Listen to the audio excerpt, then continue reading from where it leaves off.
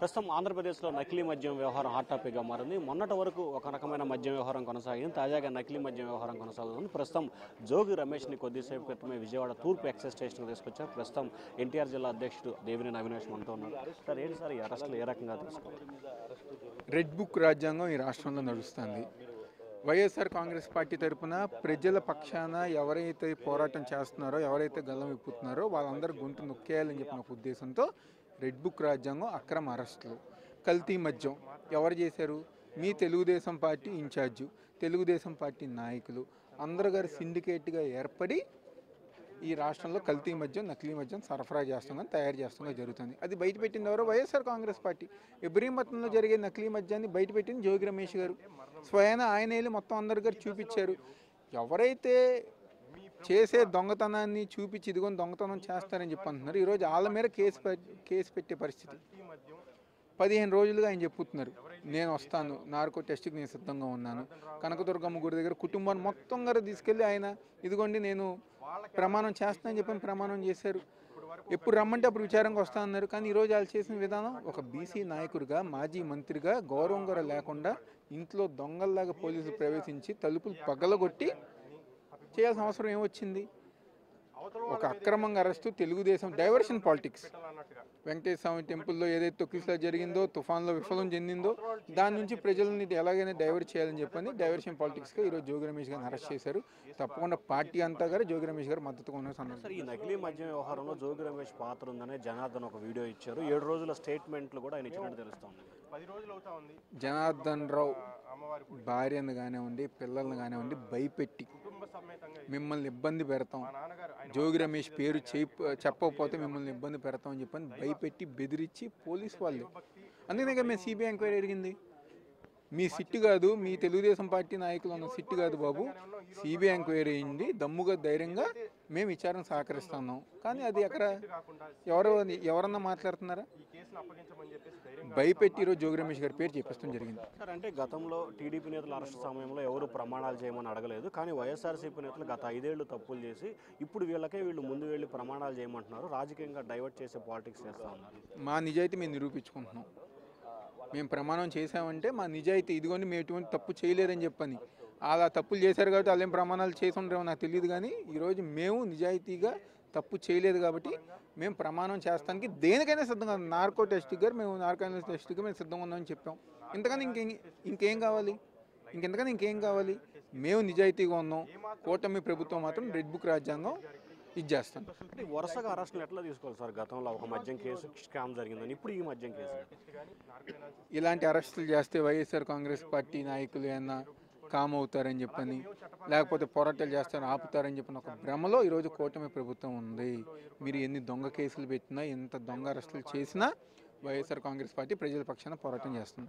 ఏముంది, అరెస్ట్ చేసినంత మాత్రాన తప్పు చేసినట్టు కాదు, నేరం రుజువైనట్టు కాదు.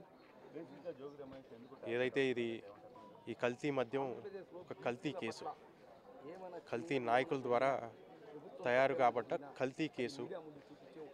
ఈ కల్తీ మద్యం తయారు చేసింది టీడీపీకి సంబంధించిన జయచంద్రారెడ్డి, అలాగే ఆయన జనార్దను వాళ్ళ సహోదరు. కాకపోతే ఒక ఊరికి చెందిన వాళ్ళం కాబట్టి అతనికి మాకేదో వ్యాపార సంబంధాలు ఉన్నట్టు, వ్యక్తిగత సంబంధాలు ఉన్నట్టు, వాళ్ళు చేసిన తప్పుని అవతల వాళ్ళ మీద వేసి మేము తప్పు చేయలేదు అని నిరూపించుకోవడానికి ఒకటి, అవతల వాళ్ళు చేశారు అని చెప్పేసి ఈ కేసులో ఇరికించడం, మా నాన్నగారిని ఇరికించడం చాలా బాధాకరం. చంద్రబాబు నాయుడు గారికి కానీ, నారా లోకేష్ గారికి కానీ ఏమాత్రం చిత్తశుద్ధి ఉన్నా, నిజాయితీ ఉన్నా, నీచం కంటే మరణం మేలు. ఏమాత్రం చిత్తశుద్ధి ఉన్నా సిబిఐకి అప్పగించండి కేసుని, లేదంటే narco analysis test, lie detector test ఈ రోజు చేసి మీ చిత్తశుద్ధిని నిరూపించుకోండి అని చెప్పేసి నేను వాళ్ళకి సూటిగా, చంద్రబాబు నాయుడు గారికి కానీ లోకేష్ గారికి సూటిగా అడుగుతా ఉన్నాను.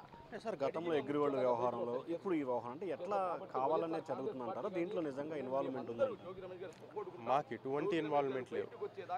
మేము ఇలాంటి అవినీతికి పాల్పడాల్సిన అఘాయిత్యం మా కుటుంబానికి కానీ, మా నాన్నకు కానీ, నాకు కానీ పట్టలేదు. ఏదైతే ఉందో ప్రభుత్వం కక్ష సాధింపులో భాగంగా పోయిన సంవత్సరం నన్ను, ఈ సంవత్సరం మా నాన్నని అరెస్ట్ చేయడం జరిగింది. డైవర్షన్ పాలిటిక్స్లో భాగంగా ఈరోజు జోగి రమేష్ గారిని పోలీసుల హంగామా మధ్యలో అరెస్ట్ చేశారు. ఇలాంటి డైవర్షన్ పాలిటిక్స్ని మానుకోమని చెప్పేసి ప్రభుత్వ పెద్దలకి మీ ద్వారా నేను తెలియజేస్తా ఉన్నాను. సార్, అంటే మీ నాన్నగారిని, మీ బాబాయ్ గారిని, అలాగే పిఎని ముగ్గురిని అరెస్ట్ చేశారు. సో అంటే జనార్దన్ చెప్పిన దాన్ని బేస్ చేసుకొని అరెస్ట్ చేశామని వారు ప్రధానంగా చెప్తున్న అంశం. చాటింగ్ కూడా ఉందంటున్నారు. అంటే తప్పుడు అంటే కల్తీ మద్యం చేసిన వాళ్ళు అంటే నోటికి ఏది చెప్తే ఇబ్రహీంపట్నం కానీ మైలవరం నియోజకవర్గం ప్రజానికానికి కానీ అందరికీ తెలుసు. జనార్దన్కి సంబంధించిన కుటుంబ సభ్యుల్ని బెదిరించి కుటుంబ సభ్యుల్ని కూడా కేసులోకి లాగుతామని చెప్పేసి చెప్తే జనార్దన్ భయపడి మా నాన్న పేరు చెప్పడం జరిగిందని చెప్పి అందరికీ తెలుసు. కాబట్టి సిట్ అధికారులు ఎవరైతే ఇందులో ఉన్నారో, సిట్ అధికారులకు డైరెక్షన్ ఇచ్చిన ప్రభుత్వ పెద్దలు ఎవరైతే ఉన్నారో, భూమి గుండ్రంగా తిరుగుద్ది, ఎల్లకాలం ప్రభుత్వం మీదే ఉండదు. కాబట్టి దాన్ని గుర్తు పెట్టుకొని మీరు వ్యవహరించవలసిందిగా మీ ద్వారా వాళ్ళకి తెలియజేస్తాం. సో ఇది మొత్తం మీద చూసుకుంటే గతానికి సంబంధించి కానీ ఇప్పటికి సంబంధించి కానీ గతంలో అగ్రిగోల్డ్ వ్యవహారంలో సంబంధం లేకపోయినా తనను అరెస్ట్ చేశారు. ఇప్పుడు నకిలీ మద్యం ఎవరైతే వ్యాపారం చేస్తున్నారో ఆ వ్యాపారం చేసే వాళ్ళ చేతుల మీదగానే తప్పుడు కేసు బనాయించి తన తండ్రిని అరెస్ట్ చేయించారు. ఖచ్చితంగా సిట్ అధికారులు కావచ్చు, పోలీసులు కావచ్చు, ప్రభుత్వం కావచ్చు, అధికారం ఎప్పుడూ శాశ్వతం కాదు.